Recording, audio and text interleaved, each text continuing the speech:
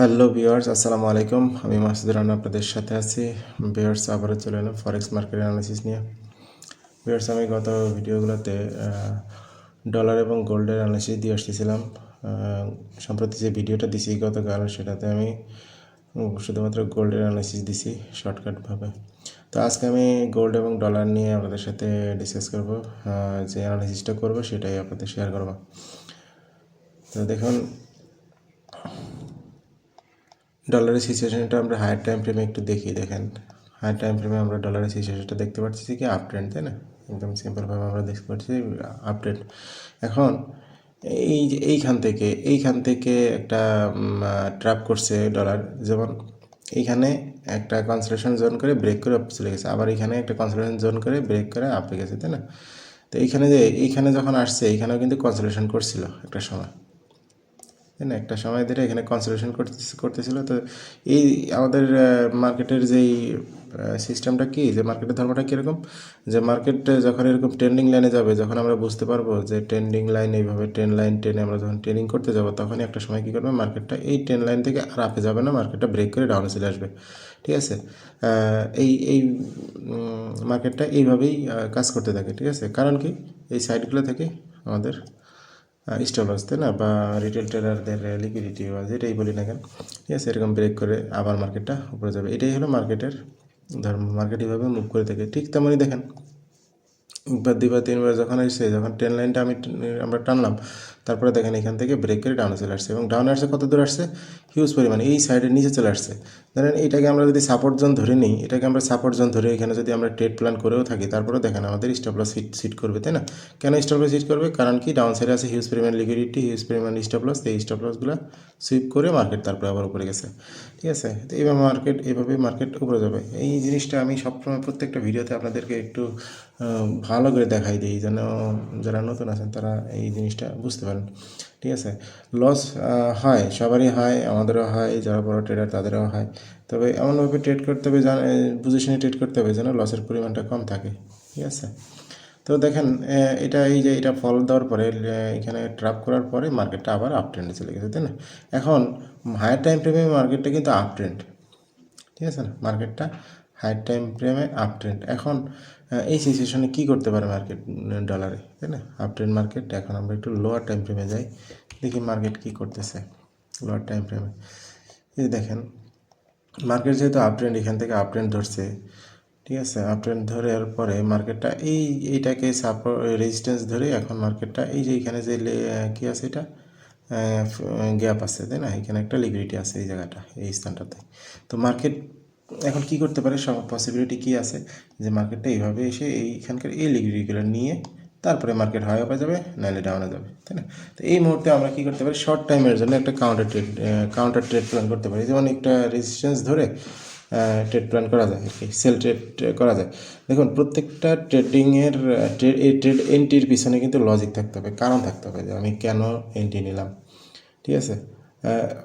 যে কোনো একটা কারণ থাকতেই হবে, হয়তো সেটা স্ট্রং কারণ অথবা উইক কারণ, যেটাই হোক না কেন, একটা কারণ থাকতে হবে।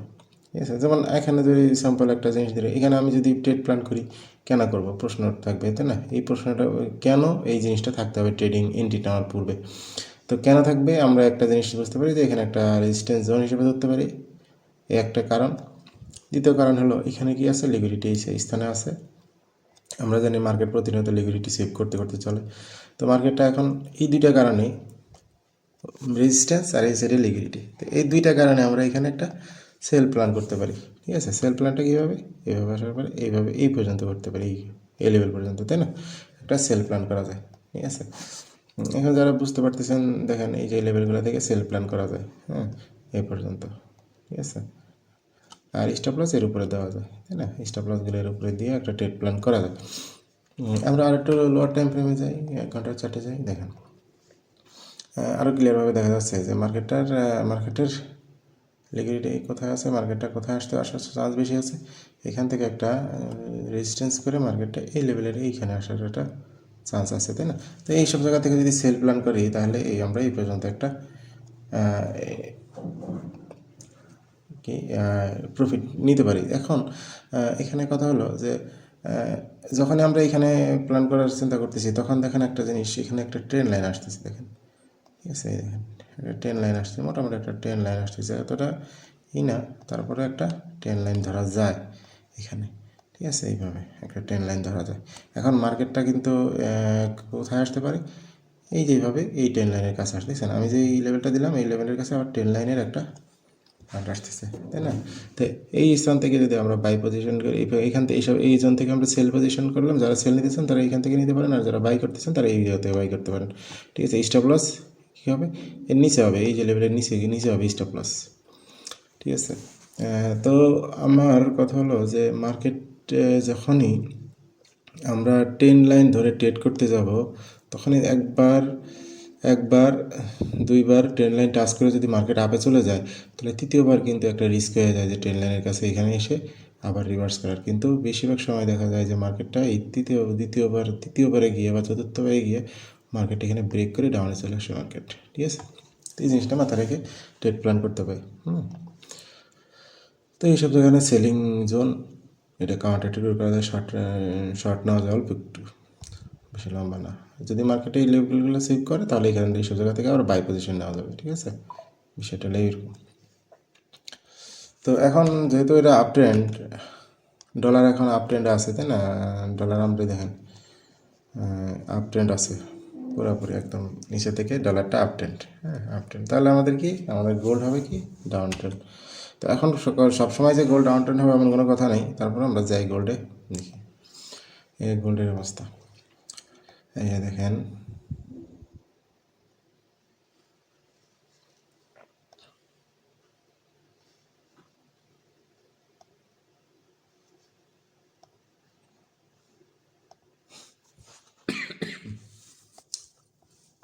গত ভিডিওতে আপনাদেরকে একটা অ্যানালাইসিস দিয়েছি যে গোল্ড কিন্তু একটা ডাউন মুভ করতেছে। তো কেন ডাউনের দিকে আসতেছে, রিকভার করার জন্য ডাউনের দিকে আসতেছে, অর্থাৎ মার্কেটে যে একটা মুভ দিছে, এই মুভটার মিনিমাম 50% অন্তত একটা কী করবে, রিকভার করবে বা রিটেস্ট করবে, যেটাকে আমরা বলি, হ্যাঁ রিটেস্ট করবে। এখন রিটেস্ট করার পূর্বে আমরা সারা দুনিয়ার মানুষ জানতেছি, তাই না, রিটেল ট্রেডাররা জানতেছি মার্কেট এত বড় একটা মুভ দিছে, মার্কেটটা কিন্তু এখন ডাউনের দিকে আসবে, তাই না? মার্কেট তো উপরে যাবে না, মার্কেট কিন্তু রিটেস্ট করার জন্য ডাউনের দিকে আসবে। তো ডাউনের দিকে আসার পূর্বে মার্কেটের কাজ কি, মার্কেটের কাজ হলো আপসাইডের থেকে একটা সুইপ করা, আপসাইডের লিকুইডিটিগুলো সুইপ করা। এখন লিকুইডিটি কোথায় আছে দেখেন, আমরা জানছি যে মার্কেটটা একটা ডাউন ট্রেন্ডিং লাইনে আছে, তাই না, ট্রেন্ড লাইনে আছে, এবং সাপোর্টটা কোথায় করতেছে, এখানে করতেছে। এখন মার্কেট এই অবস্থায় সবাই জানতেছে যে মার্কেট আপে চলে গেছে, অনেক দূর আপে গেছে, মার্কেটের এখন হাই একটা প্রাইস, এই যে প্রাইসটা একটা মনে করেন যে সুপ্রিম একটা প্রাইস, তাই না, এই প্রাইসের আসার পরে মার্কেট কিন্তু সবাই চাবে যে এখন আমরা প্রফিট বুক করবো বা মার্কেট থেকে সেল পজিশন নেব, তাই না, এই দুইটাই, কেউ মার্কেট থেকে এক্সিট হবে, কেউ কী করবে সেল পজিশন নেবে। এখন এইটা জানা সত্ত্বেও মার্কেট কেন নিচে আসতেছে না দ্রুত, মার্কেট দ্রুত এইভাবে কেন নিচে আসতেছে না, মার্কেট বারবার এই যে এইভাবে বারবার উপরের দিকে শ্যুট করতেছে, কারণ কি, কারণ হলো যে এই মার্কেটটাকে ডাউনের দিকে আনার জন্য এখনও ইন্টারেস্টেড না ইনভেস্টররা বা যারা বড় বড় হ্যাজব্যান্ড, ইন্টারেস্টেড না, ঠিক আছে। তারা যখন ইন্টারেস্টেড হবে যে মার্কেটটাকে ডাউনে নেবে তখন কিন্তু এইভাবে ডাউনে চলে আসতো, কিন্তু তারা এখনও ইন্টারেস্টেড না। কখন ইন্টারেস্ট হবে, যখন আপসাইডে যখন লিকুইডিটি তৈরি হবে, এই আপসাইডের যারা যারা সেল পজিশন দিছে তাদের স্টপ লসগুলো সুইপ করবে, তারপরে ডাউনে আসার জন্য প্রেশার দেবে মার্কেট, তাই না। তো আমি পূর্বের ভিডিওতে ক্লিয়ারভাবে বলে দিচ্ছি যে দেখেন যখনই আমরা একটা ট্রেন লাইন ধরে ট্রেন করতেছি, ট্রেড নিব, ট্রেন লাইন ধরবো, ঠিক আছে, একবার দুবার তিনবার যখন এরকম ট্রেন লাইনের কাছে আসবে তখন কিন্তু মার্কেটটা কী করবে, এই ট্রেন লাইনের উপরে এইভাবে একটা লিকুইডিটি ধরবে। এখন আমরা কিন্তু যখন শুরুতে আমরা যখন শিখি যে ফ্ল্যাগ প্যাটার্ন, তারপরে বিভিন্ন ধরনের প্যাটার্ন শিখি, চার্ট প্যাটার্ন, হ্যাঁ ক্যান্ডেলস্টিক প্যাটার্ন, বিভিন্ন ধরনের শিখি, সেখানেও কিন্তু এই প্যাটার্নটা আসে, তাই না, এইভাবে একটা আসে, এইভাবে আসে, এইভাবে আছে, তারপরে আবার এইভাবে গিয়ে এভাবে আছে, তাই না? আবার উপর থেকে এভাবে ডাউন করতেছে, মার্কেট ডাউন করতেছে, এইভাবে মার্কেট উপরে চলে গেছে, এইভাবে আছে। তো যেটাই ধরে না কেন, যেটাই অ্যানালাইসিস করি না কেন, মার্কেটের ধর্ম ওই নিয়ম একটাই, ঠিক আছে? লিকুইডিটি যেদিকে ট্রেডারদের স্টপ লস বেশি থাকে, মার্কেটটা ওই দিকে মুভ করবে, ঠিক আছে? তো আজকের রাত 12টায় আবার একটা নিউজ আছে, নিউজ বলতে একটা মিটিং আছে। এই মিটিংটা খুব ফ্লাকচুয়েশন করে, এই সময় হিউজ একটা মুভ দেয়, আপ অ্যান্ড ডাউন একটা মুভ দিয়ে মার্কেট দুই সাইডের যে লিকুইডিটিগুলো এগুলো নিয়ে নেয়, ঠিক আছে? নিউজটা দেখি, যে নিউজটা কি নিউজ হলো ফেডারেল ফান্ড রেট, এই যে এটা, ঠিক আছে? রাত 12টার সময় একটা মুভ দেখতে পাবেন। তারপরেও তো ধরেন কালকে বৃহস্পতিবার আরও নিউজ আছে, দুপুর 12টায় নিউজ, রাত 12টা আরেকটা আছে, তারপরে অন্যান্য নিউজ আছে, আরও অনেক দেখা যাচ্ছে নিউজ। তারপরে এই যে আরও অনেক নিউজ, সন্ধ্যা 7টায় নিউজ, 7:45 নিউজ আছে, ডলারের নিউজ 8টায় নিউজ আছে। আচ্ছা, অর্থাৎ আগামীকাল তো পুরো দিনই আর কি একদম ভালো, প্রচুর নিউজ আছে। তো আগামীকাল কিন্তু মার্কেট ভালো একটা মুভ দেবে, অনেক ফ্লাকচুয়েশন করবে মার্কেট, ঠিক আছে? তো মার্কেট যাই হোক, যেটাই করুক না কেন, আমরা প্রাইস অ্যাকশন ধরেই ট্রেড করব, রিস্ক মানি ম্যানেজমেন্ট করে ট্রেড করব, ঠিক আছে? তো আমাদের যখন ট্রেড করব তখন একটা জিনিস খেয়াল রাখতে হবে যে মার্কেট ট্র্যাপ করছে কিনা বা স্টপ লস নিছে কিনা। তো আমি যেটা প্রেফার করি যে মার্কেট যেহেতু ডাউনের দিকে আসতেছে না, মার্কেটটা কিন্তু আপসাইডে হিউজ পরিমাণ লিকুইডিটি তৈরি করছে, মার্কেট একটা লিকুইডিটি নেবে, এভাবে নিয়ে তারপরে ডাউনে আসবে। আর আসার যে লেভেলগুলো কোথায় আছে, এই যে লেভেলগুলো আছে। এখন এই লেভেলগুলো কেন আমি এখানে ড্র করতেছি, আমি তো দেখেন, আমি তো আর 100% বলতে পারবো না যে মার্কেট কোন লেভেল পর্যন্ত আসবে। তো আমার একটা ফিবোনাচি টুলস, একটা যেটা লেভেল সবসময় ইউজ করি, সেটা দেখি কোথাও কোন পর্যন্ত মার্কেট রিটেস্ট করতে পারে। ফিবোনাচি, এটাকে আমরা ফিবোনাচি রিটেস্টমেন্ট, তাই না? ফিবোনাচি রিটেস্টমেন্ট কী বলতেছে, সে বলতেছে এটা হলো 50% লেভেল, এটা 61.8 গোল্ডেন লেভেল, এই লেভেল একটা, এই লেভেল একটা। আমি এটাকে এইখানে 50% একটা, এই 61.8% একটা, আর এটা হলো সাপোর্ট জোন, সেটা ডিলিট করে দিই। আচ্ছা, তো আমার টার্গেট হলো যে মার্কেটটা এদিকে যে লিকুইডিটি নিবে, যেদিকে যতটুকুই লিকুইডিটি নিক না সে কিন্তু এখানে আসবে। এখন আমরা যদি জানি যে মার্কেটটা এখানে এই লেভেলগুলোতে আসবে, তাহলে কিন্তু আমরা আমাদের ট্রেড প্ল্যান করার জন্য সহজ হয়ে যায়। কেউ এইসব জায়গা থেকে, আমিও যেমন এইসব জায়গা থেকে ট্রেড প্ল্যান করছি, কেউ এইখান থেকে করতে পারে, কেউ এইখান থেকে করতে পারে সেল পজিশন, কেউ এই লেভেলের পর্যন্ত অপেক্ষা করতে পারে, ঠিক আছে? অনেকে আবার আছে, ধরেন এই লেভেলগুলোতে সুইপ করার সাথে সাথে একবার একটা এন্ট্রি নেবে, আবার এই লেভেলগুলো সুইপ করার সাথে আরেকটা এন্ট্রি নেবে, আবার অনেকে আছে এই লেভেলগুলো সুইপ করার পর আরেকটা এন্ট্রি নেবে, এভাবে কয়েকটা এন্ট্রি, এবার ছোটো ছোটো এন্ট্রি নিতে থাকে।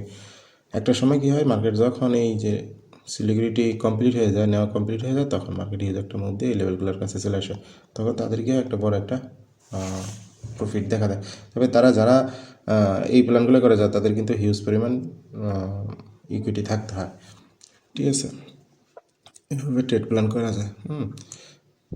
তাহলে আমাদের প্রাথমিক টার্গেট করতে হবে 211,466, এটা। দ্বিতীয় টার্গেট কোনটা, এটা। তো প্রাথমিক টার্গেটে 50% করার পরে কিন্তু এখান থেকে একটা রিয়াকশন দেবে। দেখুন, আমি যেরকম ভাবতেছি যে মার্কেটটা এই লেভেলে আসবে, কোনো কারণে যদি মার্কেটে এই লেভেলে আসে, এখান থেকে একটা রিয়াকশন দেবে, কারণ কি এখানে একটা কি 50% রিট্রেসমেন্ট লেভেল আছে, তাই না? 50% ফিবোনাচি লেভেল আছে।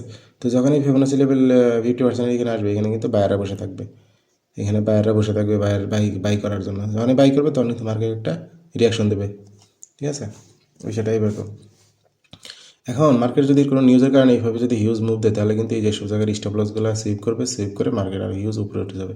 উঠে গেলে তারপরে আবার মার্কেটটা, যে মার্কেটের যে পাওয়া শক্তি কমে গেলে, তখন আবার মার্কেটটা ডাউনে আসবে, ঠিক আছে? এইভাবে, তো এইভাবে একটা প্ল্যান করতে পারেন। ঠিক আছে। তো হয়তো বা এই সপ্তাহে যদি আজকে বা কালকে শুক্রবার, কালকে বৃহস্পতিবার, পরশুদিন শুক্রবার, এই 2 দিনের মধ্যে যদি এটা এদিকে এদিকে নিয়ে নেয়, নিয়ে নিলে তো নিয়ে নিলে শুক্রবারের দিন দেখা যাবে যে মার্কেট নিচে আসা শুরু করছে। আর যদি এই সপ্তাহ পুরোটাই উপরে থাকে, তাহলে নেক্সট সপ্তাহের জন্য আমরা প্ল্যান করবো যে মার্কেটটা রিভার্স করবে। তবে মার্কেট বর্তমান যে সুপ্রিম লেভেলে আছে, এই লেভেলের থেকে হিউজ পরিমাণ লিকুইডিটি নেবে। ছোটোখাটো লিকুইডিটি না, হিউজ পরিমাণ লিকুইডিটি নেবে, নিয়ে তারপর ডাউন আসবে। কারণ কি, এই ডাউন সাইডের দিকে দেখেন মার্কেটটাকে ডাউনে আসতে দিচ্ছে না, মার্কেটটাকে বারবার পুশ করে উপরে নিচ্ছে, বারবার পুশ করে উপরে নিচ্ছে, বারবার পুশ করে উপরে নিচ্ছে। ঠিক আছে। তো উপরে নেওয়ার ফলে কী হচ্ছে, আপ সাইডে লিকুইডিটিগুলো ধরার জন্য উপরে যাচ্ছে, এবং ডাউন সাইডে কী হচ্ছে, প্রচুর পরিমাণে লিকুইডিটি তৈরি হচ্ছে, by downside stop loss তৈরি হচ্ছে। যখন এই লেভেলগুলোকে ব্রেক করে দিবে, তখন কিন্তু খুব দ্রুত মার্কেট এখানে চলে আসবে। তো এইভাবে মার্কেটটা প্ল্যান করা যায়। ঠিক আছে। আমার ট্রেডিং যেই স্টাইল, ট্রেডিং প্ল্যান বা ট্রেডিংয়ের যেই সিস্টেম, এটা কিন্তু শুধুমাত্র যে গোল্ড আর ডলারের উপর না, আপনি যে কোনো কারেন্সিতে, যে কোনো পেয়ারে, বা এমনকি আপনি যদি স্টকেও যান, এই সেম একই কন্ডিশনে মার্কেট মুভ করতে থাকে। স্টক মার্কেটের মূল যেই মেকানিজম এইটাই। ঠিক আছে। তো আজকে এই পর্যন্তই, সবাই ভালো থাকবেন। আল্লাহ হাফেজ, আসসালামু আলাইকুম।